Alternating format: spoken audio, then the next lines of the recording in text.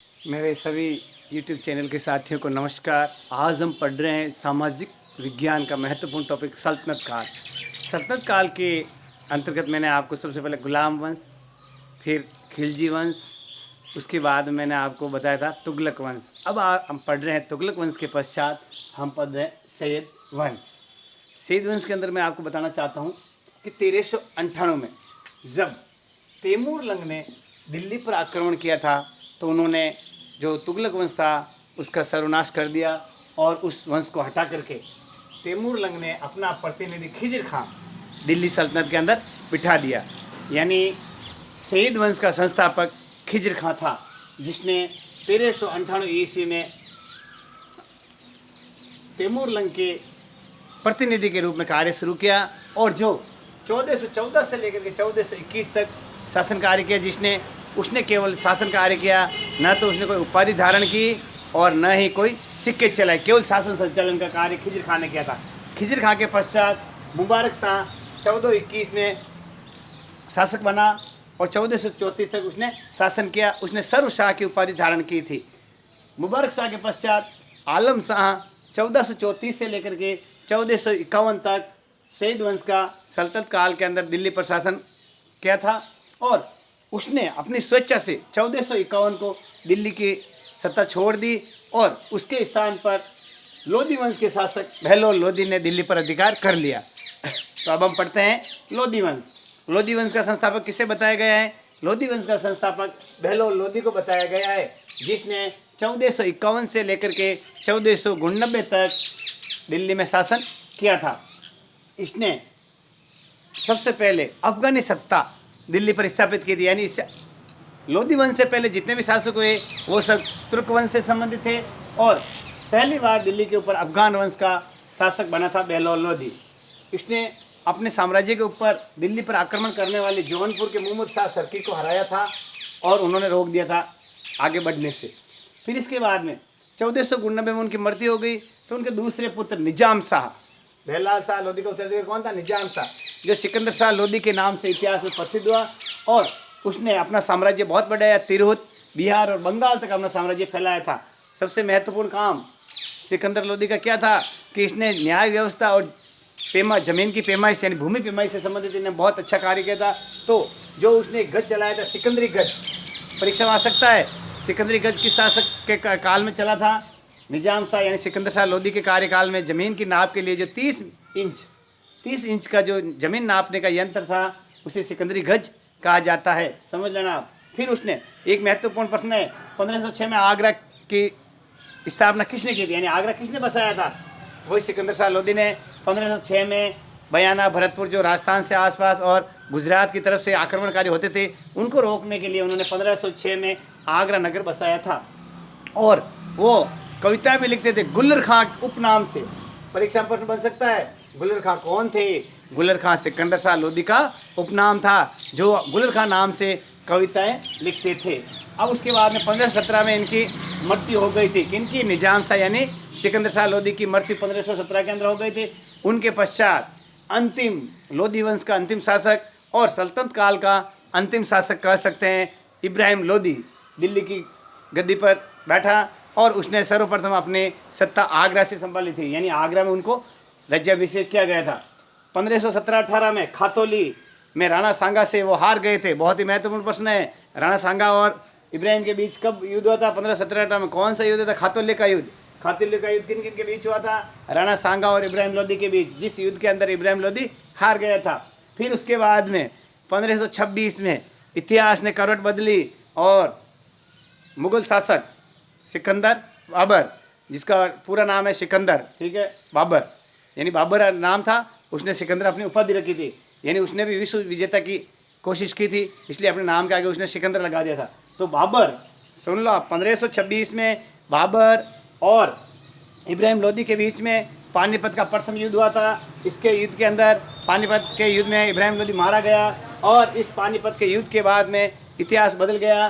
तो दिल्ली के ऊपर जो सल्तनत शासक काल थे, सल्तनत कालीन शासन व्यवस्था हट करके मुगलों के हाथ में चली गई। तो मैं बताना चाहता हूँ 1206 से लेके 1526 तक का जो हमने इतिहास पढ़ा वो सल्तनत कालीन इतिहास था। सल्तनत काल के अंतिम शासक लोधी वंश के इब्राहिम लोदी जो 1526 में पानीपत के प्रथम युद्ध में बाबर से हार गए और सल्तनत काल की शासन सत्ता समाप्त हो गई। इस प्रकार अब हम आपको पढ़ाना चाहते हैं, महत्वपूर्ण प्रश्न बन सकता है, सल्तनत कालीन प्रशासन की विशेषता लिखिए। 4 नंबर का सवाल बन सकता है, सल्तनत कालीन प्रशासन के बारे में आप क्या जानते हैं। तो इसके बारे में हम पढ़ना चाहते हैं, बताना चाहते हैं कि सल्तनत काल के शासक किस प्रकार के राज्य करते थे, उनके साम्राज्य में क्या व्यवस्था होती थी, उनके शासनकाल में क्या क्या कार्य हुए थे। तो मैं बताना चाहता हूँ सबसे पहले सल्तनत कालीन प्रशासन यानी उनका राजकाज का कार्य कैसा था, प्रशासन यानी एडमिनिस्ट्रेटिव सर्विस कैसी थी। तो सबसे बड़ा होता था सुल्तान। सल्तनत काल में सबसे बड़े सर्वेसर्वा होता था सुल्तान। सुल्तान की उपाधि तुर्क शासकों ने शुरू की थी और सबसे पहला सुल्तान बना था गजनवी। ध्यान रखना, मोहम्मद गजनवी पहला सुल्तान बना था।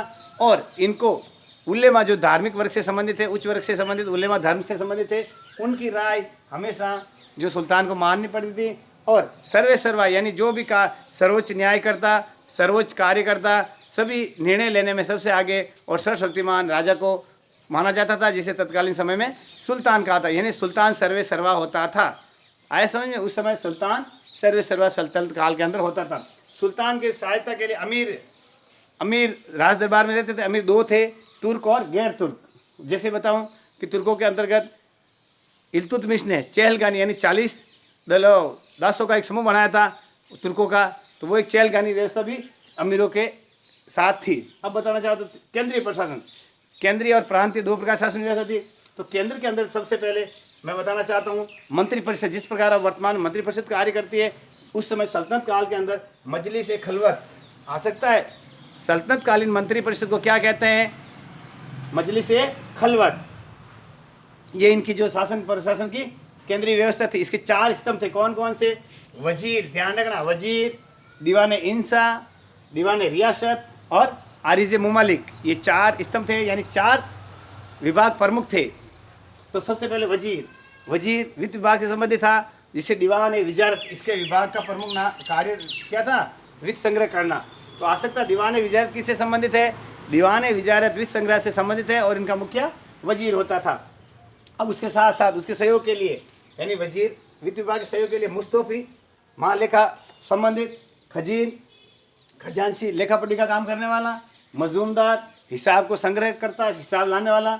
और जलालुद्दीन खिलजी ने अपने प्रशासन में दीवान वकूफ एक और पद स्वीकृत किया था। और अलाउद्दीन खिलजी ने दीवान मुस्तकराज इस काम में एक और अपना योगदान दिया था और बढ़ाया था। दीवान अमीर कोई, इसी से संबंधित वित्त विभाग संबंधी दीवान अमीर कोई कृषि के कार्य को बढ़ावा देने के लिए मोहम्मद तुगलक ने एक विभाग खोला था। प्रश्न बन सकता है, मोहम्मद तुगलक ने कृषि के संबंधित कौन सा विभाग खोला था, दीवान अमीर कोई। ऐसे बन सकता है, दीवान अमीर कोई की स्थापना किसने की, मोहम्मद तुगलक। किससे संबंधित है ये, कृषि से संबंधित। अब मैं बात दीवान इंसा, दूसरा महत्वपूर्ण दीवान इंसा, शाही पत्र व्यवहार, एक शासक से दूसरे शासक के अंतर्गत जो शाही राजाओं के जो फरमान थे वो कार्य दीवान इंसा के माध्यम से होते थे। 3 दीवान रियासत, विदेशी मंत्री, यानी एक देश से दूसरे देश यानी एक पड़ोसी राजाओं के साथ संधि का कार्य, युद्ध से संबंधित, आपसी मेल मोल से संबंधित जो कार्य करते थे दीवान रियासत के माध्यम से होते थे। 4 था आरिज़े मुमालिक। अब मैं आपको बताना चाहता हूँ धर्म विभाग। उस समय धर्म विभाग का कार्य देखने वाला था सदरुल सुदूर। इसका साथ साथ न्याय के लिए काजी उल कुजात, न्याय व्यवस्था के लिए काजी उल कुजात विभाग था। और सूचनाओं के लिए बरीद मुमालिक, सैन्य धर्म सापेक्ष राजतंत्र था, यानी जिसकी लाठी उसकी वे तलवार के बल पे शासन संचालित करते थे और अपने आप को सर्वस्व मानते थे। अब मैं बताना चाहता हूँ जो जजिया, ज़कात, खम्स और खराज, ये 4 कर लिए जाते थे। खम्स या लूट वाला कर, ज़कात मुसलमानों से, जजिया हिंदुओं से लिया जाने वाला। आया समझे, इस तरीके से प्रमुख 4 कर, जजिया, ज़कात, खम्स और खराज, ये 4 प्रमुख कर लिए जाते थे। और उसके बाद बरीद मुमालिक सूचना संबंधी था। इसके बाद में जो केंद्रीय शासन के साथ जैसी व्यवस्था प्रांतीय शासन में व्यवस्थित, यानी प्रांत को जो प्रांतपति था उसको वल्ली, ध्यान रखना, प्रांत के प्रांतपति को वल्ली या नाजिम कहते थे। किस काल में, सल्तनत काल में। आ सकता सल्तनत काल के प्रांतपति को क्या कहते थे, वल्ली भी लिख सकते हो और नाजिम भी लिख सकते हो। नाजिम या वल्ली प्रांतपति कहलाता था। प्रांतों को जिलों में बांटा था, जिलों को सिख कहते थे। तो सिख का सिकदार, सिकदार यानी जिले का राजस्व अधिकारी था। फौजदार जो मामले होते थे, अदालती संबंधी मामले के लिए फौजदार होते थे। और सैन्य सीमा जो अलग अलग जैसे जो शासक थे ताकतवर थे, जिनके पास ज़्यादा सेना थी तो उनका साम्राज्य विस्तृत होता था, जिनके पास सेना कम थी उनका साम्राज्य छोटा होता था। अब मैं आपको महत्वपूर्ण बताना चाहता हूँ, राज दरबार और राजमहल के अंदर 6 तरह के कर्मचारी होते थे।